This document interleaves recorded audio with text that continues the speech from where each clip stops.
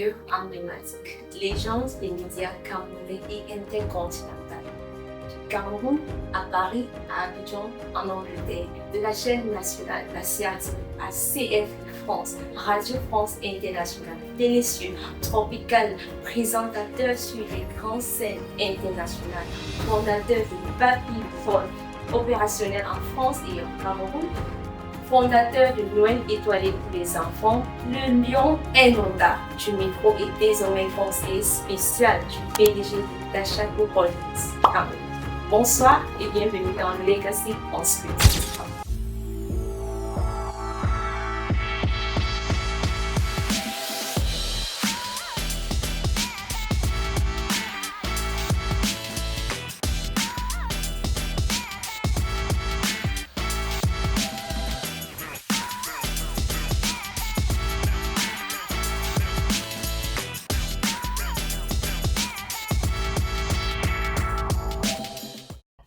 Monsieur Pascal Pierre, bonsoir et bienvenue dans Legacy Unscripted, le lion indondable du micro. Nous sommes ravis de vous savoir chez Legacy Unscripted.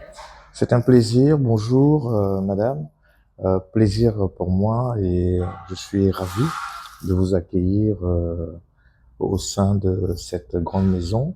On en parlera tout au long donc de cette interview. Bienvenue et c'est à votre convenance. Merci. Alors, du Cameroun à Paris, Abidjan, Angleterre, de la CRTV, CF France, Radio France Internationale, Tropical, Télésur, des grandes scènes internationales comme présentateur, fondateur de Baby Phone en France, opérationnel en France et au Cameroun, fondateur de Noël étoilé et désormais conseiller spécial du PDG d'Achako Holdings.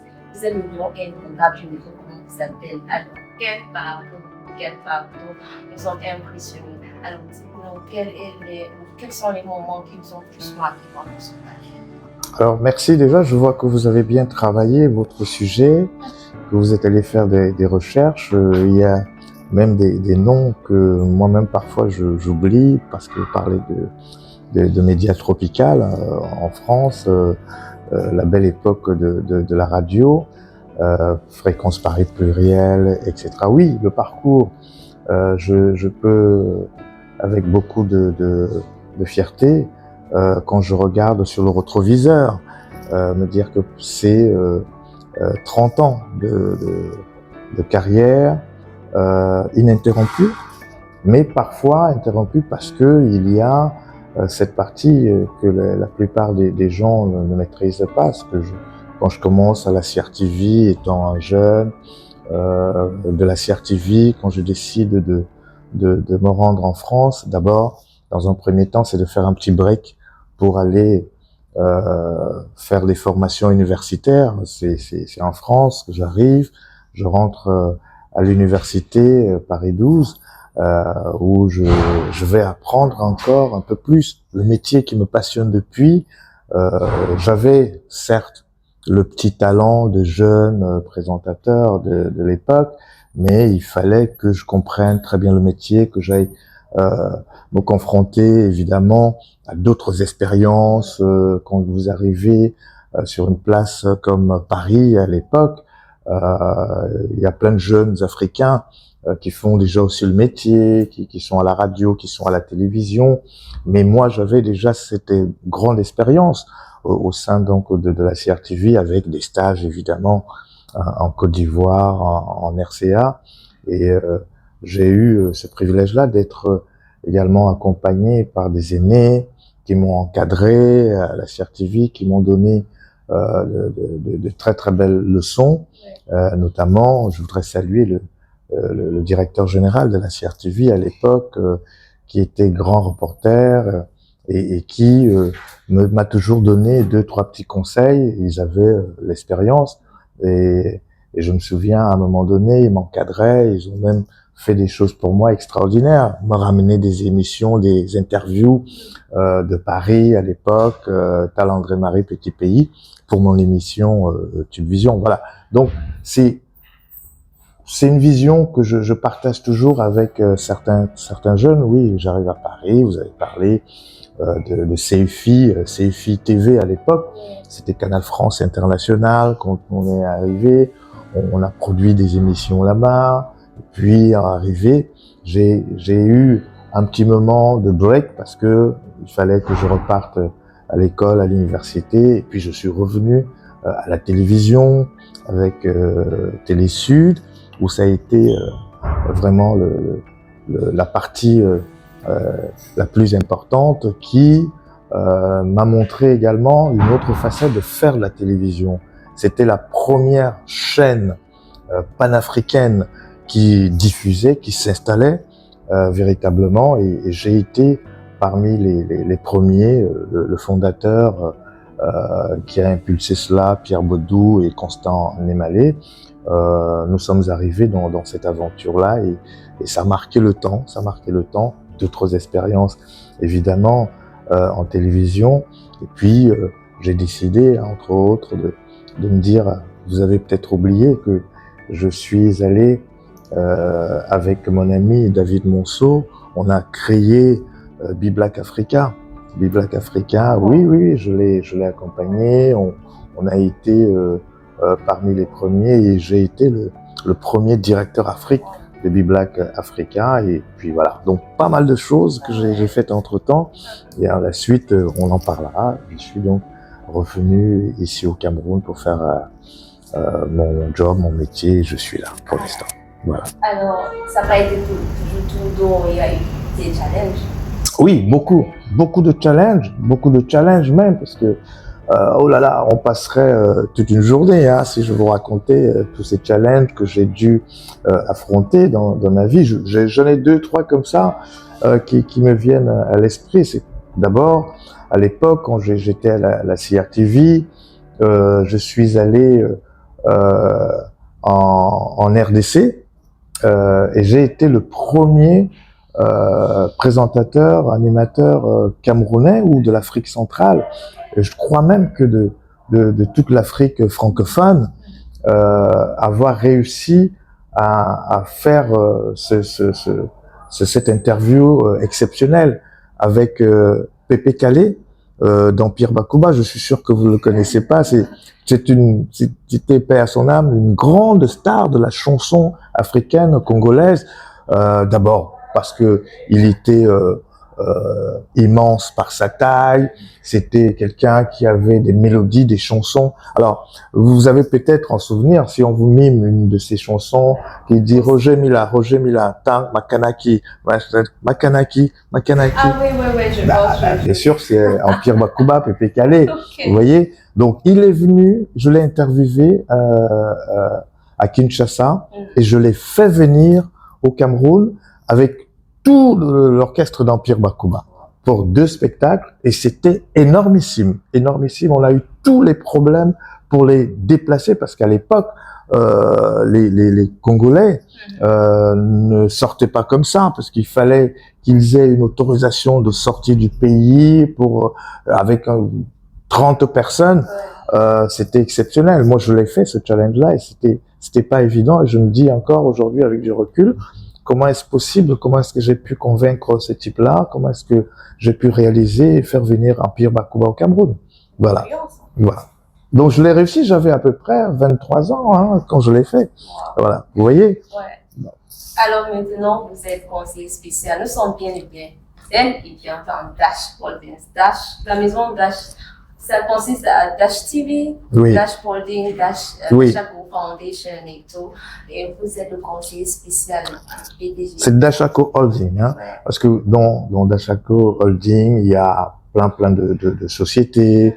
D'abord, il y a des régies publicitaires, il y a des agences de communication, des agences conseil, il y a une banque, il y a des structures sur l'énergie.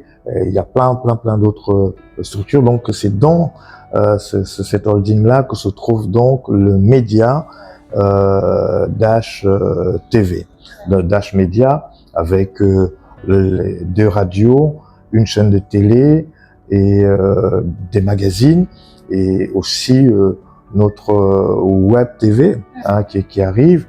Et en plus de cela, vous avez également notre agence outcome.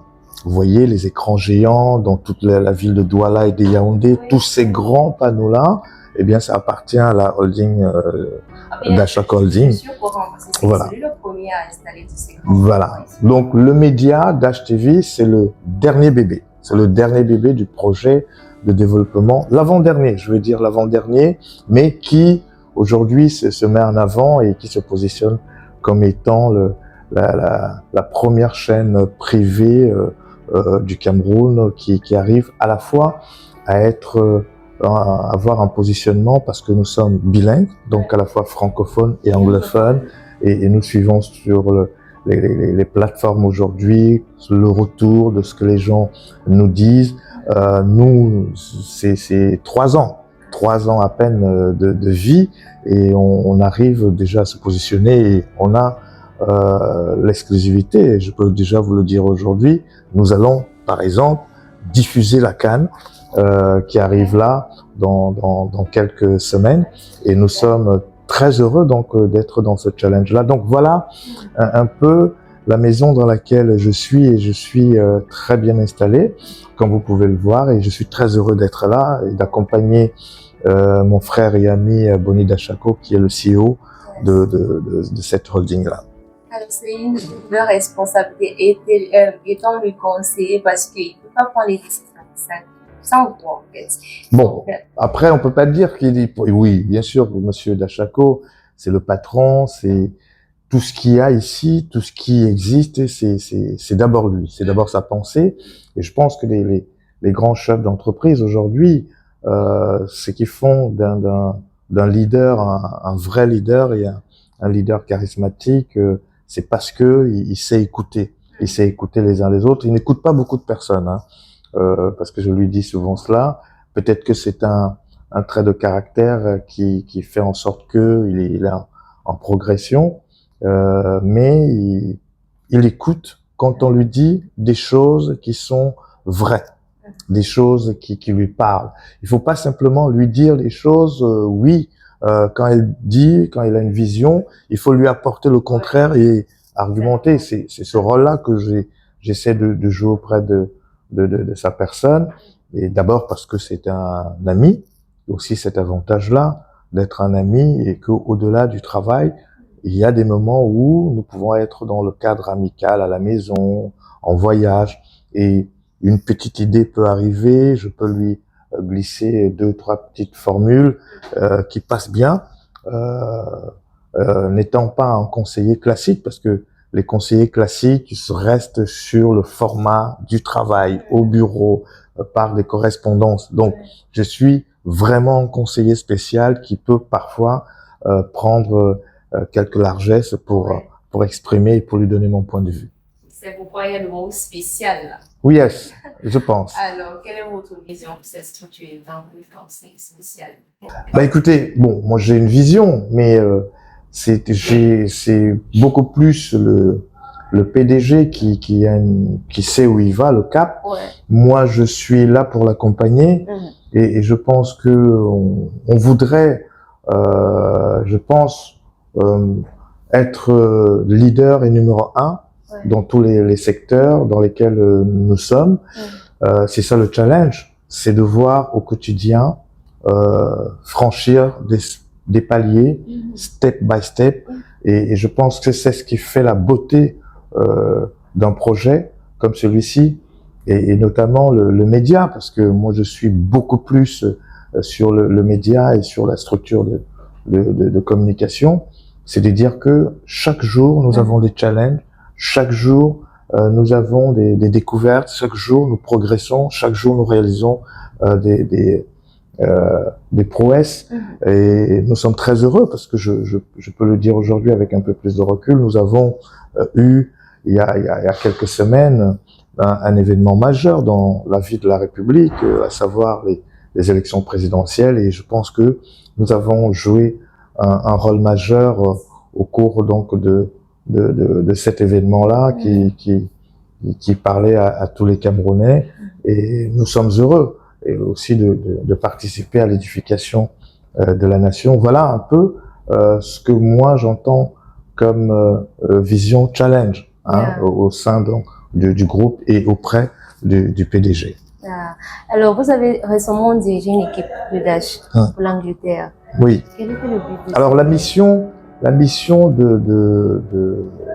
de Londres, j'y étais effectivement, c'était d'implémenter un bureau donc de Dash Media du côté du Royaume-Uni, donc à Londres. C'est ce qu'on a fait.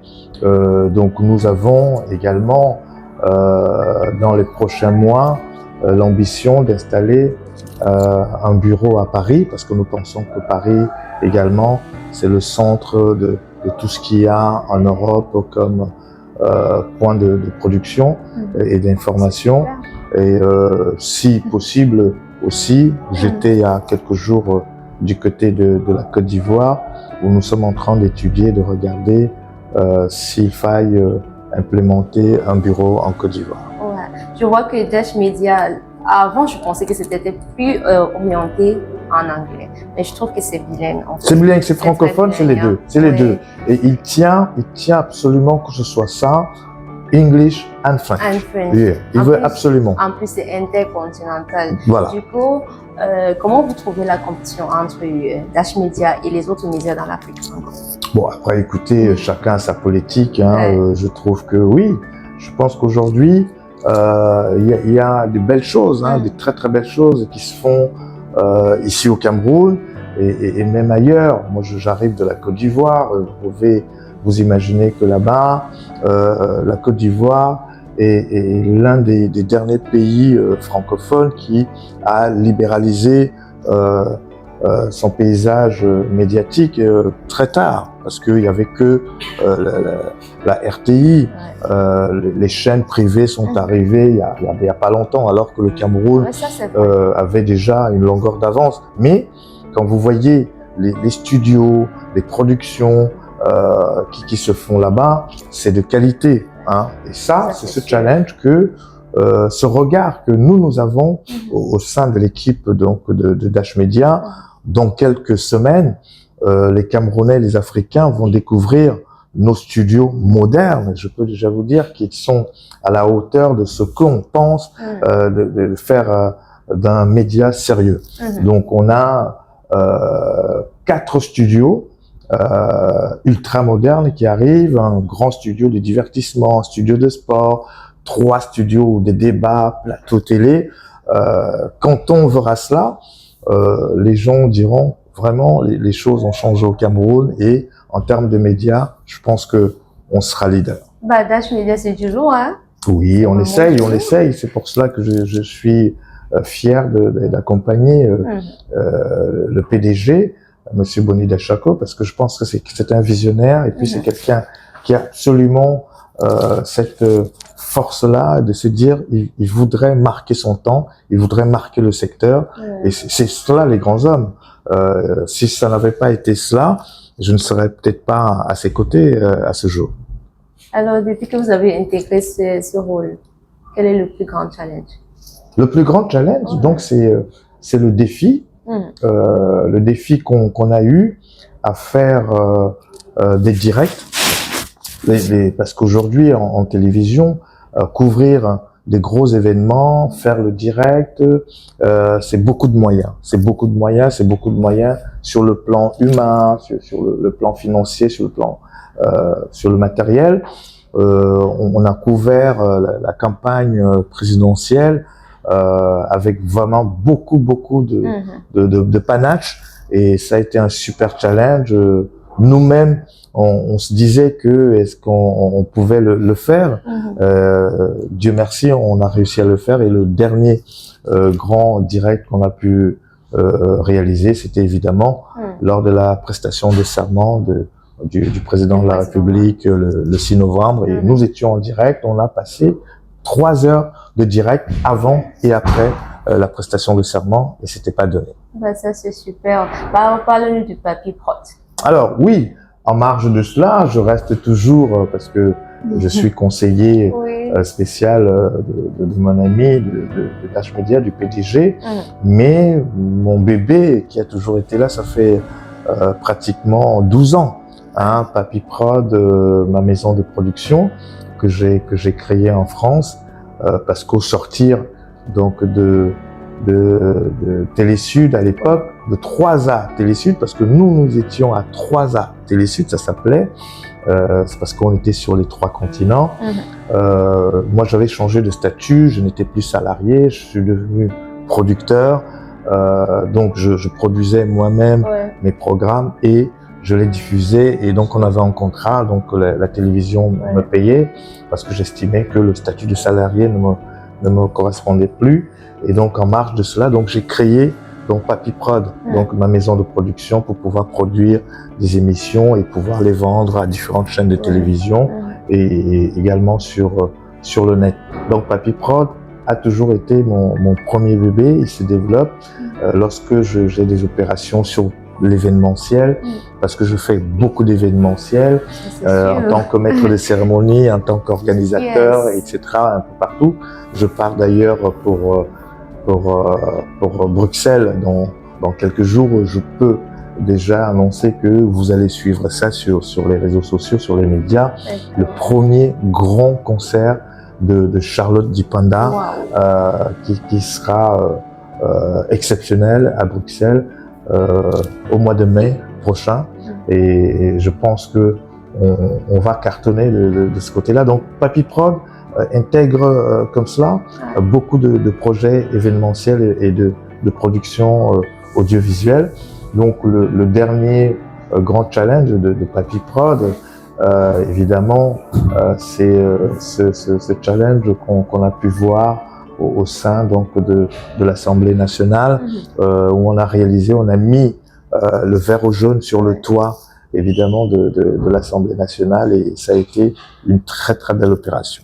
Voilà. Je vois qu'il y a beaucoup de projets pour Papy Prod, comme le concert de Charlotte Dipanda. Oui, c'est un partenariat avec une maison de production à Bruxelles, Foy United. Et moi je suis toujours le conseiller, je les accompagne, donc je les accompagne avec Papy Prod sur les stratégies, sur comment réaliser, et évidemment sur la grande production qui se fera le jour J. Oui, Papy Prod est toujours là à travailler sur les concepts, parce que moi je suis un développeur de concepts. Je mets en place des concepts qui arrivent, je donne des idées ici et là, je conseille des événements, des producteurs qui réalisent des choses sur le terrain. Et c'est ça le rôle de Papy Prod, ça existera toujours, même si je suis au cœur d'un système de médias à Dash Media. Well, that's wonderful. All the best for Papy Prod. Yeah. Et Noël étoilé pour les enfants. Alors Noël étoilé encore. Qu'est-ce qui a inspiré ce projet? C'est tout simplement le regard que j'ai sur le monde. Le regard que j'ai sur le monde, de l'homme que je suis, c'est mon côté humain. C'est mon côté humain, parce que Noël étoilé des enfants, c'est une association que j'ai mis en place il y a 10 ans. Et nous fêtons les 10 ans cette année. Nous travaillons avec le cœur à Noël étoilé. Nous nous sommes dit que la vie peut être entre amis qui avons créé cette association. Nous nous sommes dit que nous avons peut-être, nous autres, le privilège de pouvoir avoir à manger le matin, à midi et le soir, mais à côté de nous, il y a des gens qui n'ont même pas une petite bouteille d'eau à boire, et surtout les enfants qui sont dans les hôpitaux, qui sont malades, etc. On a décidé de leur apporter un minimum, pour que les uns les autres puissent peut-être pouvoir soulager leur souffrance. Et donc, nous partageons avec plein d'enfants qui sont hospitalisés. Nous construisons des écoles. Aujourd'hui, nous sommes à 3 écoles construites et que nous avons retrocédées au gouvernement. Donc, c'est des écoles publiques, hein, c'est pas des écoles privées. Donc, c'est des écoles publiques. Et nous réalisons des petites choses comme ça. Nous équipons les hôpitaux parce que nous avons des partenariats avec des fondations et des associations en France et au Luxembourg, qui nous donne du matériel parfois. Là, il y a un cabinet dentaire que je vais aller chercher, que je vais offrir évidemment gratuitement. C'est pas du business, c'est le cœur. Je dis, je vais apporter des choses. J'ai, comme vous le savez, il y a quelques années, j'ai offert un bateau-bac au Cameroun. Ouais, je connais cette histoire. Après, cette histoire qui a fait couler beaucoup d'encre, où je me suis fâché parce que il y a eu, bref, le plus important, c'est de donner ce que le Cameroun m'a apporté, m'a vu naître, et je suis fier d'être Camerounais. Si je peux, à travers cette association Noël Étoilé, apporter un moment de bonheur et rendre service, c'est un plaisir, mais vraiment plaisir gratuit pour le bonheur. Nous avons une définition, sans rien attendre en retour. Je redonne ce que le Cameroun m'a donné, et aux enfants du Cameroun. Et quel est le projet pour cette année? Je me dis que Noël Étoilé, ça veut dire vous voulez réaliser en fin d'année. Oui, toujours à Noël. Moi, je passe tous mes 24 décembre dans les hôpitaux. Donc, le 24 décembre de cette année, je pense que on a fait déjà presque le tour du Cameroun et nous n'étions pas encore allés à l'ouest. Et cette année, nous irons rendre visite aux enfants hospitalisés à l'hôpital régional de Bafoussam. Donc nous passerons Noël à Bafoussam avec les enfants hospitalisés et tous les malades hospitalisés. Donc voilà, moi à Noël, ne me cherchez pas à une fête, je suis à l'hôpital. Voilà, donc nous serons à Bafoussam cette année. Ok, alors on vous appelle le lion indomptable du micro. Ah oui. Vous êtes intercontinental. Bon, quel conseil donnerez-vous aux jeunes qui veulent exceller à l'international dans les médias comme vous? Moi, je pense que d'abord, c'est le travail, c'est d'être passionné, c'est d'avoir l'esprit ouvert, c'est d'être très cultivé, beaucoup lire, lire tout. Peut-être pas forcément aller sur Internet, mais il faut que les jeunes puissent encore avoir le recul, c'est de dire, c'est dans les ouvrages, c'est dans les livres qu'on apprend. On peut lire, on peut apprendre, on peut se cultiver, et c'est comme cela qu'on peut avoir l'esprit ouvert. Comme on dit souvent, un jeune qui a parcouru 100 villages et a même de s'asseoir sur une table et discuter avec un vieux de 100 ans à armes égales. Donc c'est ça, c'est cette culture-là, c'est le fait d'avoir vu, d'avoir regardé, d'avoir compris un certain nombre de choses. C'est aussi ça l'école de la vie. L'école de la vie, il y a l'école classique des Blancs, mais il y a aussi cette culture-là qu'on peut avoir en allant chercher, en allant chercher ces informations dans les outils qui sont encore les vrais outils, ce sont les livres. Voilà, se cultiver. Et à partir du moment où on est bien dans sa tête, on est bien cultivé, on peut faire pas mal de choses dans sa passion. Si on veut être un homme des médias, si on veut être un homme de l'événementiel, on peut trouver toute sa place. Et aujourd'hui, je pense que chacun jeune doit pouvoir se dire, c'est bien, je voudrais chercher du travail dans une entreprise où on me paie à la fin du mois, mais le plus important aujourd'hui, c'est se dire, je peux devenir mon propre patron et créer mon entreprise, ma micro-entreprise, parce que j'ai du talent, parce que j'ai du savoir-faire. Et aujourd'hui, nous avons tous les outils pour créer et pour être soi-même son propre patron. Et je pense que c'est là où les jeunes, parce que nous, on l'a compris un peu tard, mais eux, ils ont l'opportunité aujourd'hui de pouvoir aller très vite et très haut. Et je leur souhaite de s'y lancer, mais avec beaucoup d'esprit de conscience. Alors, merci pour ça. Hein. Je vous le souhaite, et vous, je vous vois d'ailleurs, c'est l'esprit que vous avez. Merci. Alors, c'est quoi votre legacy? Alors, qu'est-ce que je voudrais bien qu'on retienne de moi à ce jour, parce que je pense que j'ai encore beaucoup à apporter.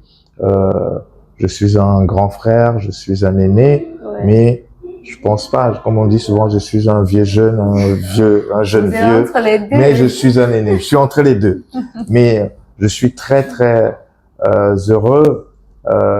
Parfois, quand on me pose la question, j'ai fait un certain nombre de choses. Il y a des jeunes qui viennent vers moi pour me dire, grand frère, si je fais ce métier-là, les jeunes journalistes, c'est grâce à vous. Si j'ai fait ceci dans l'événementiel, je me suis lancé dans l'événementiel parce que je vous ai vu faire, parce que je vous ai vu. Oui, il y en a plein. Il y en a plein qui m'écrivent. Il y en a qui disent que je suis pas souvent ouvert, mais moi je dis, quand quelqu'un m'interpelle dans la rue, moi je suis quelqu'un de très simple. Moi je suis toujours prêt à donner des leçons.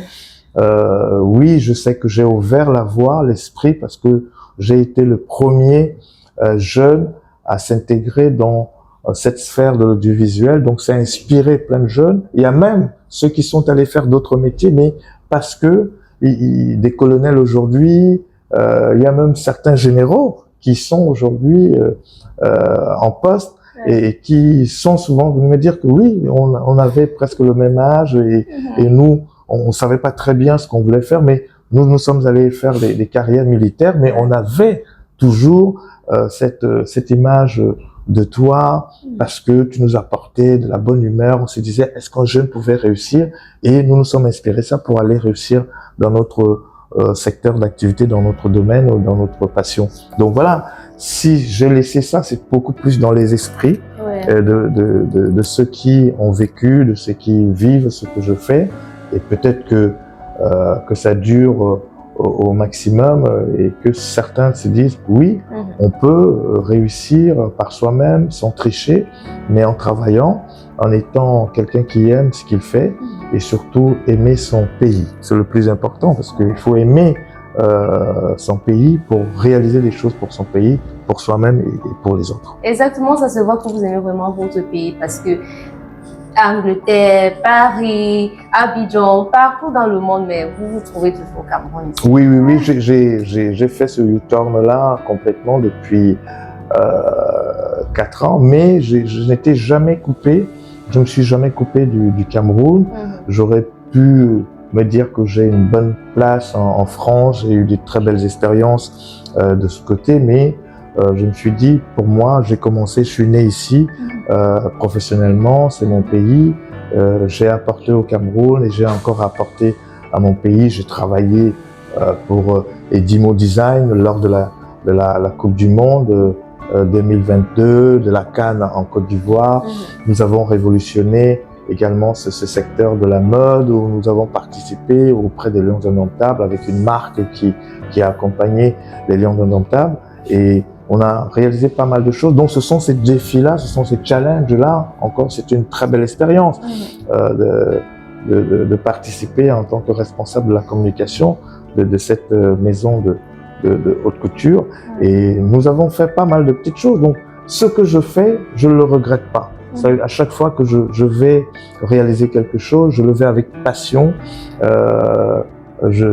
J'embrasse de très belles choses, mais aussi, j'ai pas eu que des succès dans ma vie. J'ai toujours, j'ai essayé pas mal de choses, mais il y a eu des échecs, mais ce sont ces échecs-là qui m'ont permis de rectifier le tir à chaque fois. Donc, c'est le plus important pour moi, c'est de dire qu'on apprend aussi par les échecs. J'ai eu des choses qui n'ont pas marché du tout. J'ai essayé à l'époque, j'ai essayé de faire des concerts qui ont loupé complètement, où j'ai perdu de l'argent, où j'ai même perdu des potes parce que nous nous sommes engagés sur des choses foireuses. Mais à partir de là, ça m'a appris à rectifier, à savoir tirer, à savoir prendre de bonnes décisions pour réussir des événements. Donc, j'ai cette expérience-là, aussi l'expérience à partir des échecs, à partir des choses qui ont loupé, ce qui fait qu'aujourd'hui, je peux savoir orienter un projet ou un événement avec beaucoup de prudence. Voilà. Thank you so much, Monsieur Pascal Pierre.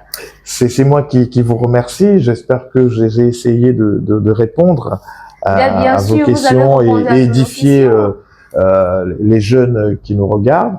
Ben, avec plaisir, je serai toujours là à chaque fois que vous aurez besoin de moi. Alors, dites un mot à toutes ces personnes qui vous regardent et pour Legacy Unscripted.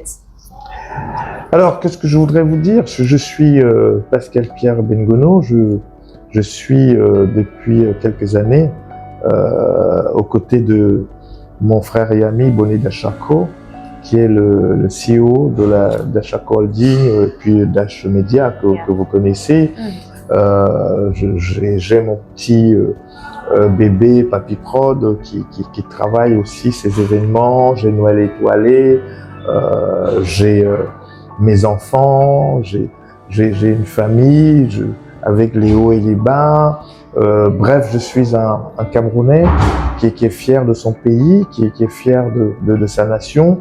Et je voudrais juste dire à tous ceux qui me regardent, qui nous regardent, vous et moi, en tout cas d'être amoureux du Cameroun, d'être amoureux de notre pays, parce que c'est ce que nous avons de plus cher au monde. Je voudrais souhaiter la paix à notre nation, à tous ses enfants. Je voudrais souhaiter le bonheur, et je sais que nous sommes les meilleurs, les Camerounais, dans différents secteurs, pas simplement le football, dans plein de secteurs. Nous sommes les meilleurs, nous sommes forts, et je voudrais saluer également toute ma famille et puis tous les amis qui m'accompagnent au quotidien et dire à tous ceux qui nous regardent, soyons forts, soyons concrets et surtout aimons ce que nous réalisons au quotidien. Que Dieu bénisse le Cameroun. Amen. Thank you so much. Merci beaucoup, You're welcome. Monsieur Pascal Pierre. Nous avons eu un moment vraiment incroyable avec vous. C'est moi qui vous remercie et dites-moi comment on prononce votre nom, c'est Enjoy ou Enjoy? Enjoy, Leah. Yes. Thank you very much. Non, on va faire un tour de votre propriété, oui. On va faire un tour de d'achat total. Yeah, avec plaisir. All right, this was Legacy Unscripted. On to the next episode. Thank you for watching.